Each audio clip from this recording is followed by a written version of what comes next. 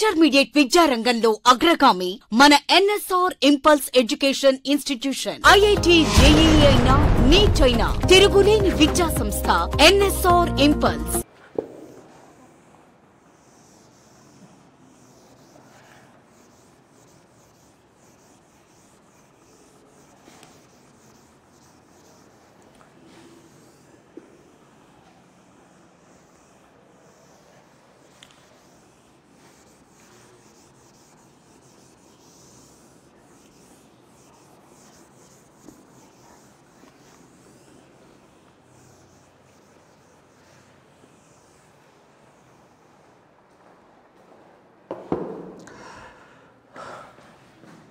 So, if I come back to the matter, solid, liquid, gas. In solids and liquids, intermolecular forces of attraction, intermolecular IMF, intermolecular forces of attraction much greater than thermal energy. Thermal energy is nothing but energy which a object possesses because of its movement. Whereas in case of gases, intermolecular forces are much less than thermal energy or kinetic energy. So, there is a basic difference, right, which causes the matter to exist either in solid, liquid or gas. In solids and liquids, intermolecular forces are stronger, because of which here the particles are closer to each other, but here there is a considerable distance. In case of gas, there is considerable distance between the particles or molecules, but here they are very closely packed.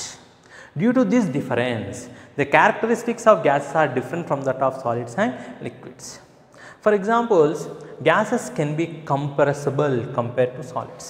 Now, if I take this duster, whatever the pressure I apply, I cannot change its volume considerably. If I apply high pressure, it will break, because between the molecules or particles there is no space. When I can compress, if there is space, for example, if I take these two hands, there is gap between these two hands, I can compress them. By applying force, I can compress them, I can make them come closer. Once they are joined, whatever the pressure I apply, I cannot compress further, because there is no empty space between my two hands. In gas, there is considerable empty space between the particles. Therefore, by applying pressure, I can bring them closer to each other, like this. So, if you compress the gas under certain set of conditions, then it can be converted into solid or liquid. So, that is nothing but conversion of gas into solid or liquid by compression. But in gaseous state, there is considerable empty space, therefore they are compressible, they are highly compressible. Solids and liquids, they are not compressible. That is one difference. Next, solids, they have definite shape. If you see this duster, it is a solid, it has definite shape. We are breathing air, we cannot see air because it does not have any definite shape. So, gases, they do not possess any shape, they attain the shape of the container like liquids. Gases, they exert pressure. For example, take a balloon, fill it with air, hold it here. If you do not hold it with certain force, the air will escape. So, whatever the force with which you are applying to prevent the air from flowing out, right, that much force is required, right, to overcome the pressure of the gas, right. So, gas exert pressure, and it exert pressure in equally in all directions, right. If I take a container, fill it with gas, place some weight here. If I remove this weight, then it will expand. It will move from this position to this position because it exerts pressure. So, gas expands, right. If you open the nozzle of a cylinder, the gas comes out from the cylinder and it will spread throughout the room. It will try to escape out because it has the property of diffusion. It spontaneously intermixes with other gases. But solids, if I place here, it will not move until unless you apply some force. It do not intermix easily. So gases spontaneously intermix, right, due to the property called diffusion and effusion. So once again, gases are highly compressible. They do not have any definite shape. They occupy definite volume and they attain the shape of the container. They exert pressure and exert equal pressure in all the direction. They spontaneously intermix with other gases because of the property diffusion and effusion, which we are going to study. So the characteristics of gases can be studied by 4 measurable variables.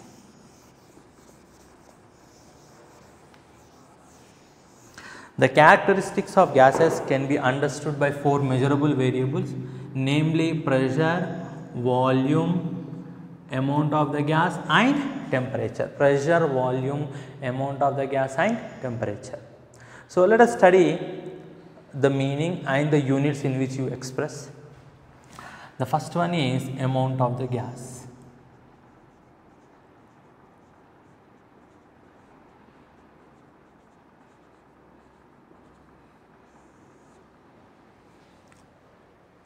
Amount of the gas can be expressed in 2 ways. One, in terms of mass. So I write mass of gas. You know the meaning of mass, right? So what are the units of mass? You generally express in grams or kgs. 1 kg gas, 2 kg gas. So the conversion is 1 kg equal to 1000 grams. Amount can also be expressed in terms of number of moles. How do you find number of moles of a gas?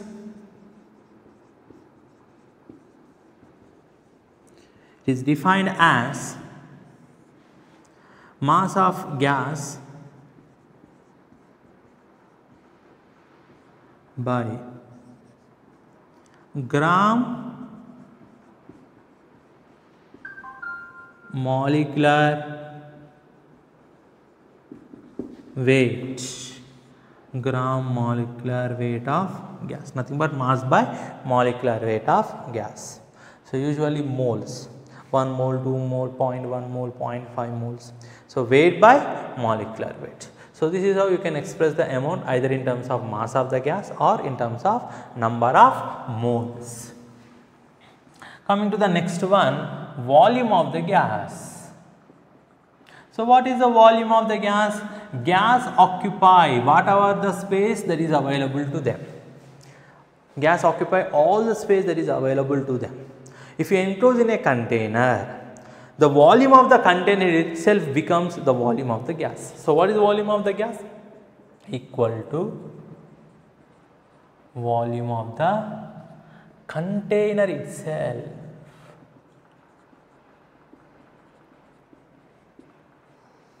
If I take a cylinder containing some gas, the volume of the cylinder will be equal to volume of the gas.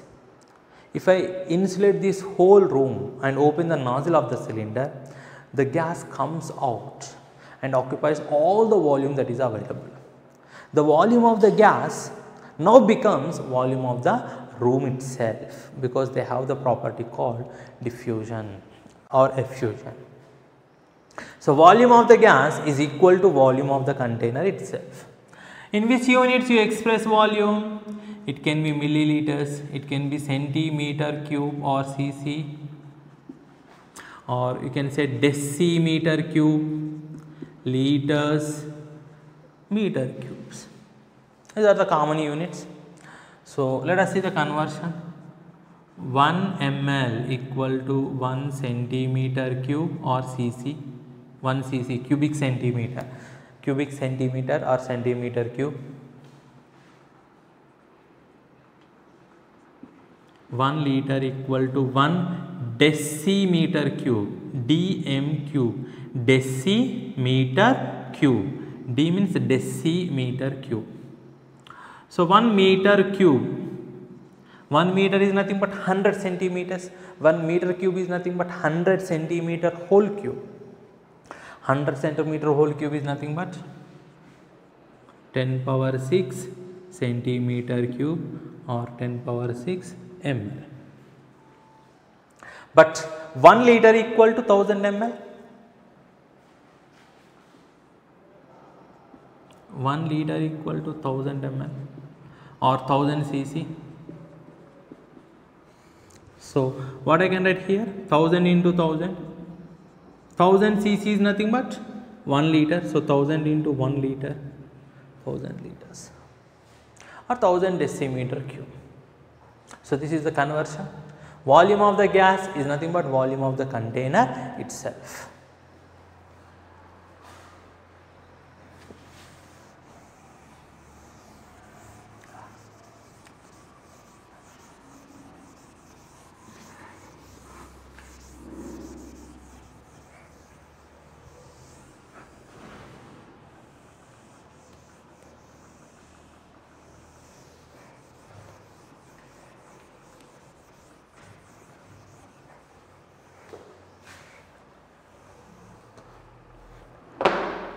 The next one is pressure of the gas.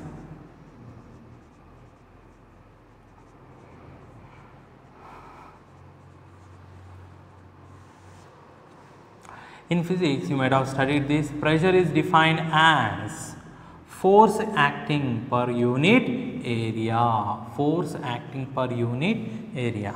So pressure in general is nothing but force acting per unit area. Right? Now force you can write it as mass into acceleration, small a acceleration by area. Force equal to mass into acceleration. This is a general definition of pressure, right? So let us say the units in which you express pressure. ATM atmospheres, ATM atmospheres, it can be bar, PA pascals, PA pascals. If I write K, PA kilopascals, kilopascals, or force Newton per meter square. Force unit is Newton per meter square, right? Or you can express in terms of mercury, right? Like centimeter of Hg, millimeter of Hg, or you can even express in torr. All these are different units in which you can express pressure. Here if you see mass is kilograms, meter per second square, meter square. So you can also express in kg per meter second square, kg per meter per second square, kg meter second square. Let us see the conversion. 1 mm of Hg is equal to 1 torr. 1 atmosphere equal to 76 centimeters of Hg, barometer pressure. So this is equal to 760 mm of Hg. 1 mm of Hg is 1 torr, so 1 atmosphere is equal to how many torrs? 760 torr. 1 atmosphere equal to 760 torr. Next one. So 1 Pascal equal to 1 Newton per meter square or equal to 1 kg meter second square, kg meter per second square.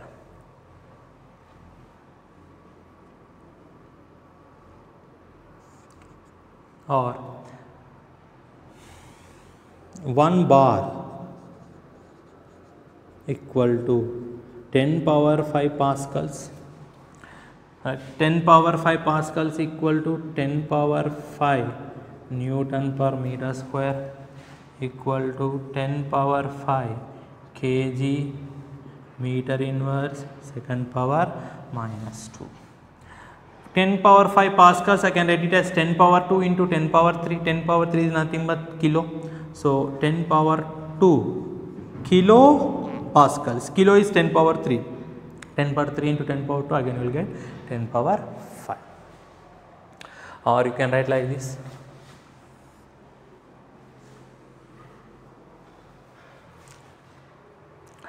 One bar, therefore 1 atmosphere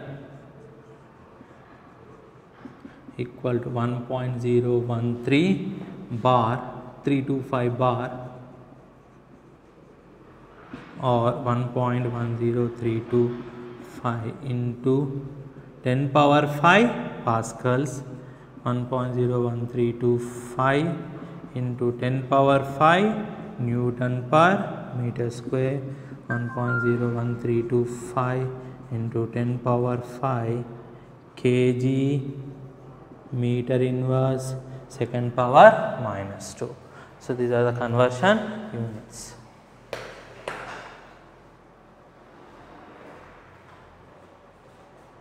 Atmospheric pressure is measured by barometer. Barometer is the instrument used to measure atmospheric pressure.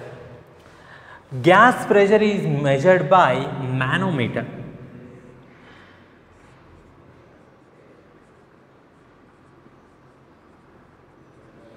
Atmospheric pressure is measured by barometer.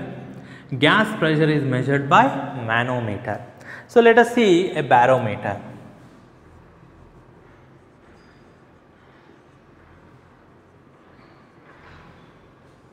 Here we take a container filled with mercury. We take some some test tube. It is also completely filled with mercury without any air bubbles. This test tube is placed in the pure mercury container like this in inverted position.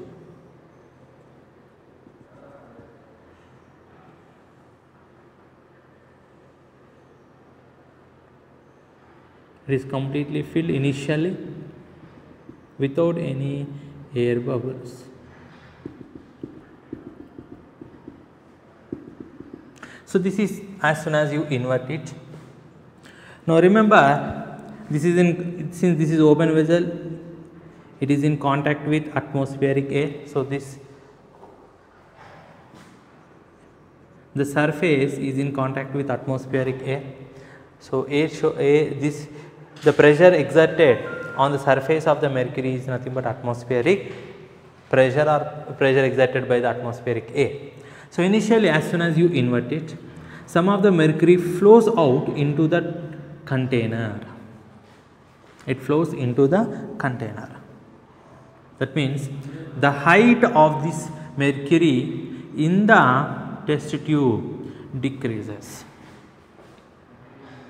Actually, we are not studying all the points here. Okay, no problem. So, some of the mercury it comes out, creating vacuum here.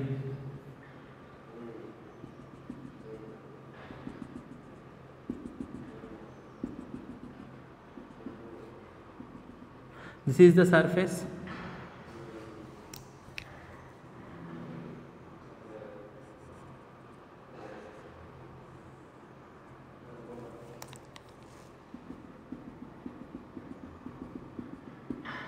This is vacuum. We have, let us assume the height of this mercury column as h. The height of the mercury column as h. So, why the mercury is coming out? Here, air applies some pressure on the surface. If the pressure of the liquid in this tube is higher than the atmospheric air, then it comes out as long as the pressure exerted by this liquid column becomes equal to the pressure exerted by the air or atmospheric pressure. So, once the liquid stops flowing from the tube into the container, we have to understand that the pressure applied by this liquid column on the surface of the mercury is equal to atmospheric pressure. So how do you find the pressure of this liquid column? What is pressure equal to? Force per unit area. What is force? Mass into acceleration. Here it is acceleration due to gravity. So mass of mercury column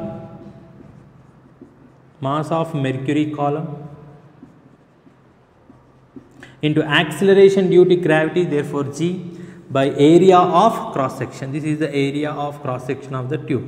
Area of cross section of the tube, A. Mass of mercury, mass of liquid, you can write as volume into density. So volume of mercury column into density, volume of mercury column into density of mercury into acceleration due to gravity by A. A is nothing but area of cross section. So V is volume of mercury column, this one. D is density of the mercury, which is constant. G is acceleration due to gravity. A is area of cross section of this tube. So P equal to volume. Volume can be written as area into height. This is the height of the mercury column. So area into height of the mercury column into density of the mercury column into acceleration due to gravity by area. So this area both are same. I can cancel them. So what I will get is H D G, where H is height of the mercury column, D is density of the mercury, G is acceleration due to gravity. So this atmospheric pressure must be equal to H D G, which is found to be equal to some 76 centimeters of Hg. 1 atmosphere equal to 76 centimeters of Hg. So this is how we measure atmospheric pressure. The next one is manometer.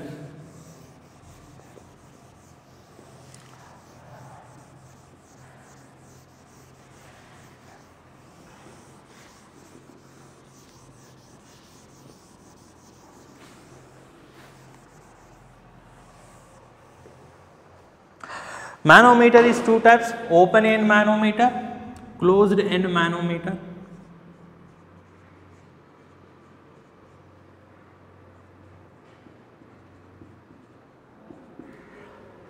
So let us see open end first.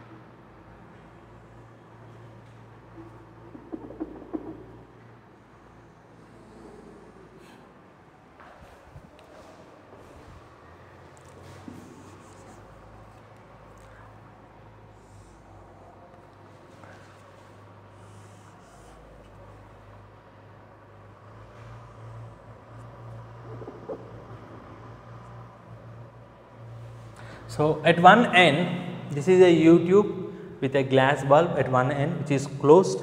At other end, that is right side, we have open end. It is filled with mercury.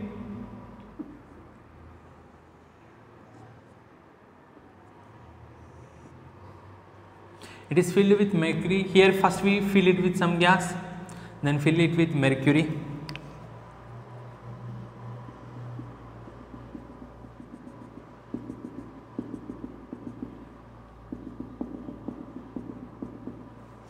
Here this is pressure exerted by gas on this side, and on this side it is atmospheric pressure, pressure of air. So P atmosphere. If the level of the mercury in both these limbs, that is right hand side limb, left hand side limb, if they are same, see here, if they are same, if the levels are same, then the pressure of the gas is equal to atmospheric pressure. Pressure of the gas becomes equal to atmospheric pressure. Suppose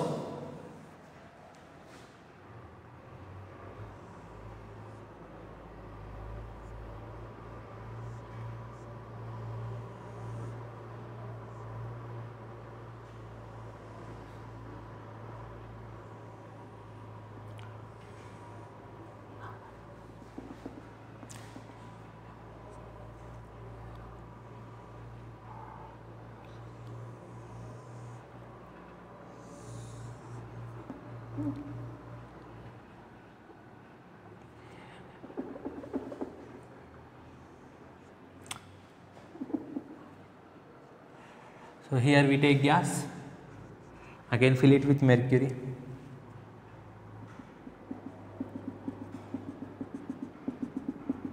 So here atmospheric pressure, pressure exerted by air, say P atm. This is pressure exerted by the gas. Suppose if pressure exerted by gas is more than atmospheric pressure, that means the gas is exerting more pressure, then the liquid of mercury, the mercury liquid rises in the right hand side limb. Now in this situation, the height of the liquid is more, mercury liquid is more on right hand side limb, right. So if I compare here, so this is the increase in the height of the mercury column, right. Let us assume the height as h. So how do you calculate, since this is mercury, how do you calculate the pressure exerted by this increased level, which is equal to h dg, pressure exerted by the mercury column, right. In this case, the pressure of the gas is more, therefore it applies more pressure, due to which the mercury, right, mercury it moves from left hand side limb to the right hand side limb, right. So there is a considerable increase in the level of mercury in right hand side, right. After some time there will be no change in the levels, indicating that the pressure exerted by this increased level, this level of the mercury, right, becomes equal to the gas, the atmospheric pressure plus pressure exerted by this mercury column. So if pressure of gas is greater than pressure of atmosphere, then pressure of gas is equal to atmospheric pressure plus the pressure exerted by mercury column, which is equal to, how do you calculate pressure exerted by mercury column? Height of the mercury, density of the mercury, and acceleration due to gravity g. So this is case 1. In these two cases, one end of the limb is open, so we call it as open end manometer. So we have one more for open end.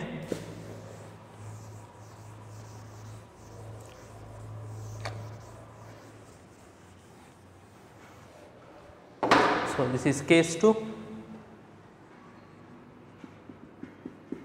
Let us study case 3.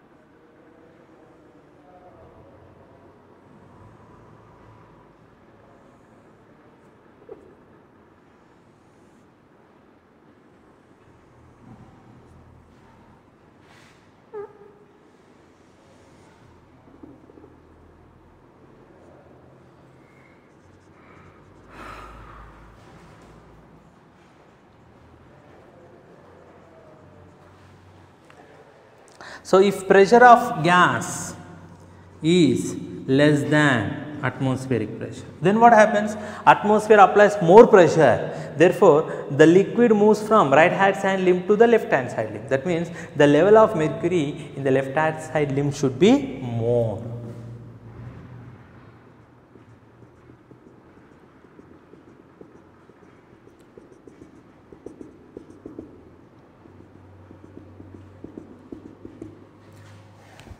So this increased level on the left hand side is the pressure exerted by the mercury. After some time the levels do not change. At that point, pressure of exerted by atmosphere will be equal to pressure exerted by the increased level, this mercury column, plus pressure of the gas. So pressure of the mercury here. So pressure of gas is equal to atmospheric pressure minus pressure of the mercury column, which is equal to atmospheric pressure. How do you calculate? H d g, height of the mercury, density of the mercury, acceleration due to gravity. So case 1, case 2, case 3. So open end manometer. Let us study closed end manometer.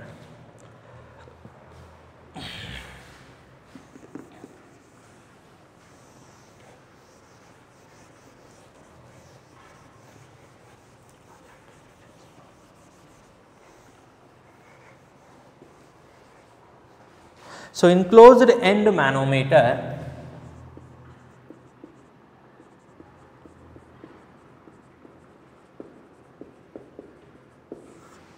one end is closed, there is no air, we have to remove all the air, one end is completely closed, filled with mercury.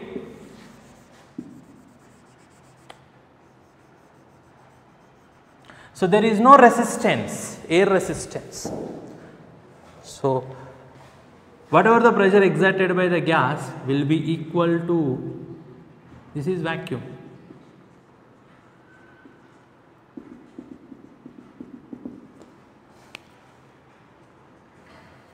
So this is the increase in the height.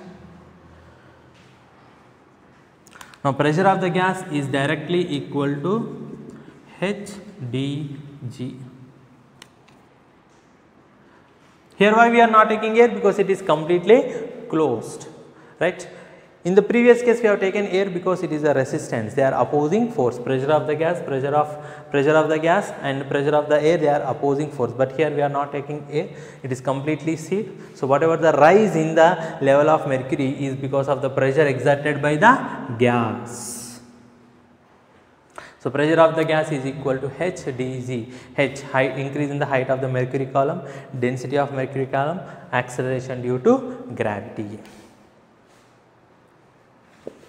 So this is how you have to measure the pressure of the gas.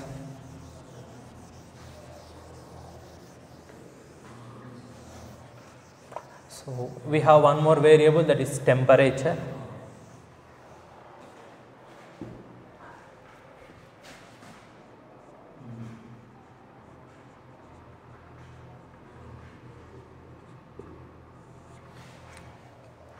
Temperature is the measure of degree of hotness or coldness of a body. So temperature is defined as the measure of degree of hotness or coldness of a body. If I place some ice cube on my hand, I feel cold. If I take some hot tea and put it on my hand, I feel hot. I feel I can feel the heat. So actually it is defined as measure of degree of hotness or coldness of a body. It is measured by thermometer, which we already know, and expressed in 3 different units. This also you know, degree Celsius or degree centigrade,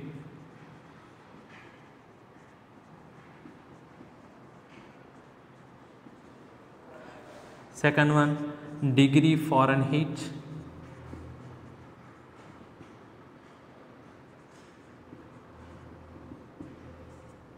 third one Kelvin. Let us see the conversion factor, degree Celsius and Fahrenheit. Temperature in degree Celsius, is equal to 5/9 times temperature in degree Fahrenheit minus 32. This is the conversion scale. Temperature in degree Celsius equal to 5/9 times temperature in degree Fahrenheit minus 32. You can substitute degree Fahrenheit, you will get the answer in degree Celsius. You can substitute the value of degree Celsius, you will get the answer in degree Fahrenheit. Similarly, Kelvin.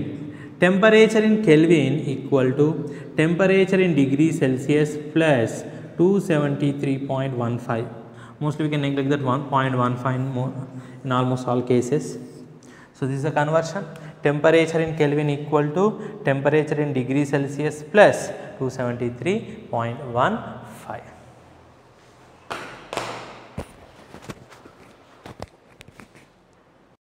Intermediate విద్యా రంగంలో అగ్రగామి మన NSR impulse education institution. IIT JEE అయినా neat అయినా తిరుగులేని విద్యా సంస్థ NSR impulse.